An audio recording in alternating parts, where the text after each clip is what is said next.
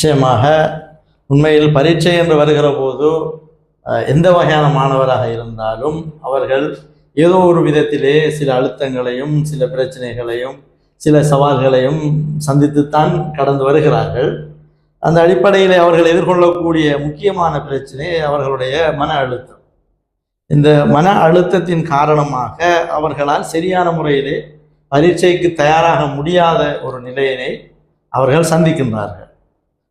மன அழுத்தம் என்று வருகிற போது நாங்கள் அவர்களுக்கு மன அழுத்தத்தினால் அவர்களுக்கு சில பிரச்சனைகள் அவர்களது கல்வியை தொடர்வதிலே ஏற்படுவதனையும் நாங்கள் காண்கின்றோம். அந்த வகையிலே தூக்கம் இல்லாமல் இருப்பது, கல்வியிலே நாட்டம் இல்லாமல் இருப்பது, அல்லது பசி இல்லாமல் இருப்பது, பெற்றோருடைய பேச்சுக்களை ஆசிரியருடைய பேச்சுக்களை கேட்காமல் இருப்பது என்று அவர்கள் பல்வேறு சவால்களை இந்த மன அழுத்தத்தின் மூலமாக எதிர்கொள்கிறார்கள்.